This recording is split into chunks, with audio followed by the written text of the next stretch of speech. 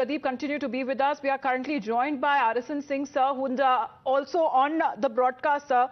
RSN Singh, sir, you just heard Dr. Farooq Abdullah. वो बात कर रहे हैं कि जो घाव आप वापस खोलने की बात कर रहे हैं, सर, जो घाव भरे ही नहीं है, उन्हें वापस कैसे खोला जाए? Especially when it comes to the justice, sir, it's been over 3 decades now, sir. High time, even when it comes to the basic acknowledgement, that needs to be taken by the Supreme Court of India on the Kashmiri genocide. नहीं, उन्होंने कहा कि हम साथ जिए हैं और साथ मरे हैं। मेरे ख्याल से तो केवल मारा ही मारा है। इन्होंने जिया कब साथ में? इन्होंने तो पहले कश्मीरियत को मार दिया। कहां से उज़्बेक, अफगान, किसको हर नेशनैलिटी के लोगों को they invited him to Kashmir, and each time both Mehbooba and he says that we should talk to Pakistan, who has given him the mandate.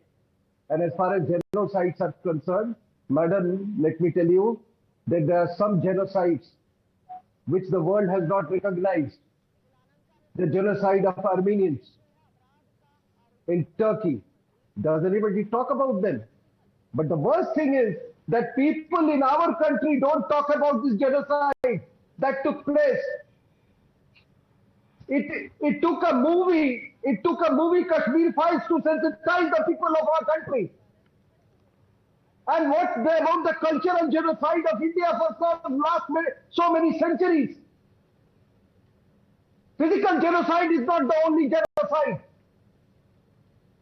There is something called civilizational genocide and cultural genocide. I'm ashamed about my own people. That it has taken a movie.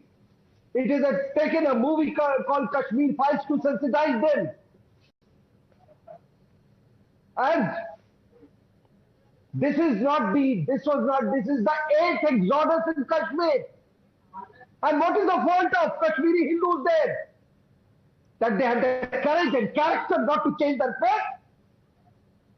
Despite inducements? Despite unparalleled cruelty,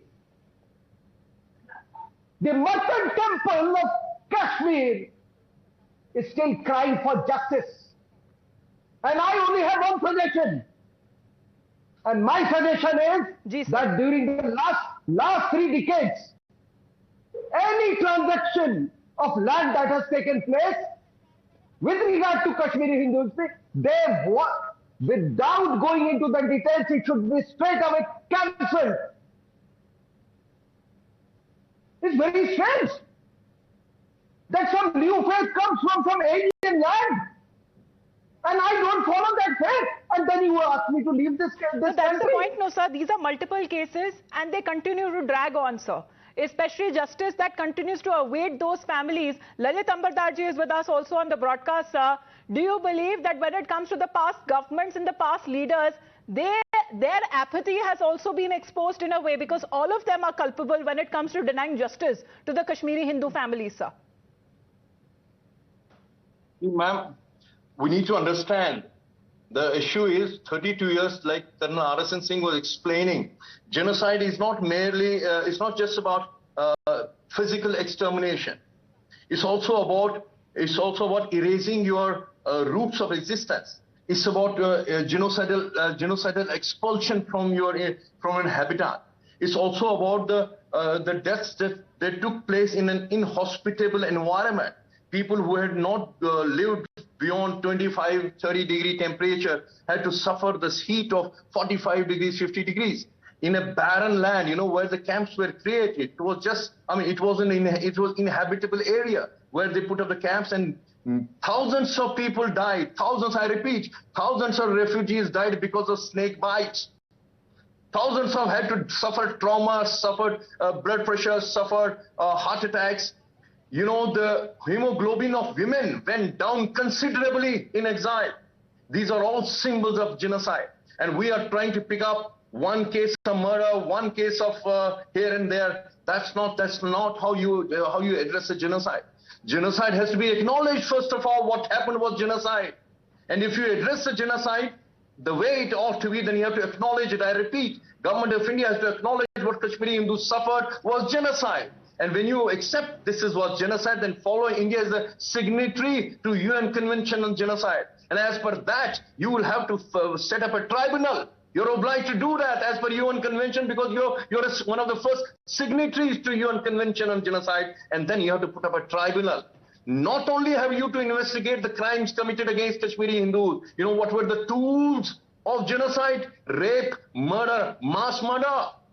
And then you also have to investigate those people who were at the helm of affairs during that period, be it on 19th of January 1990, that coward Farooq Abdullah, the elected, I repeat, I've said it I've been saying it for 32 years, that man who was elected chief minister, he abdicated his responsibilities and fled, leaving Kashmiri Hindus his subjects to the mercy of AK-47 wielding jihadis in Kashmir. And then also the Home Minister of India, first Muslim Home Minister of India sitting in Delhi, who released dreaded terrorists in exchange of his daughter. He was concerned about his daughter. That's the point, Lalitji, because when it comes to all of those cases, after 30 long years, do you believe that they have been reopened, they have been acknowledged, but when it comes to the cases of Kashmiri Pandits and the genocide there, sir, why they can't be reopened, sir? Because what has been happening in the courts there, sir, they want enough evidence, especially when it comes to the prosecution side, to build a watertight case. Why don't we see that happening?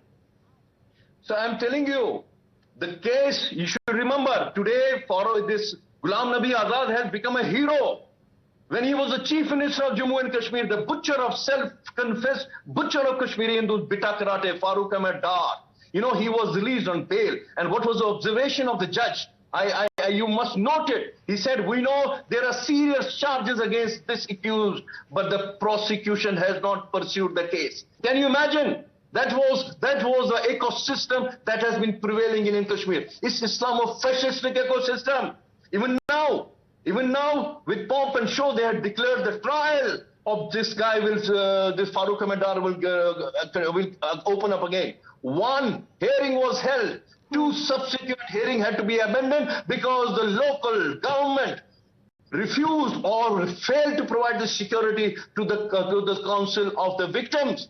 And that council had to return from Srinagar airport twice. Is this how you are going to genocide? You're going to pursue the genocide? And let me also, what Colonel RSN Singh said, this is the longest ongoing genocide in the world. Genocide of Hindus. Absolutely, that began Mr. 1,000 Singh, years ago today, with the Ghazwa Hind War. War. That the Kashmiri Hindu families have been facing is any different to what happened, 30 years back? Because these are new tactics that has now been taken up by terrorists when it comes to targeted Nothing has changed, ma'am. Not just when it comes to Kashmiri Hindus, but also the non-locals there, Mr. Singh. No, Islamic Jihad has never changed in character. And it is never going to change. Your response has to change. What you have seen for the last 1400 years is happening. So it will continue to happen. But you have to tailor your response.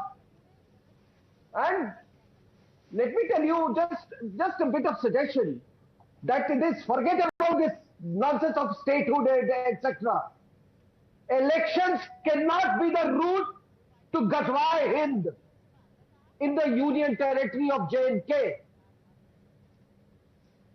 Democracy, there are shades of democracy. Even Union territory is a part of democracy. So I again repeat that elections and statehood cannot be the route to Ghazwa Hind, because remember, Kashmir is the brain of India, the head of India. If cancer afflicts Kashmir, remember, it is going to afflict the entire country. After all, 26/11. 26/11 wasn't it a consequence of Kashmir? Is it Lashkar? Who carried it out? Lashkar-e-Toiba, isn't it? But that's the point, though, sir. Even when the Nadimar case is now being reopened, the terrorist in the case is already dead, sir. But when it comes to the justice for those families there, 11 women and 2 of those children there, they are still waiting for that justice. That has never happened. In fact, let me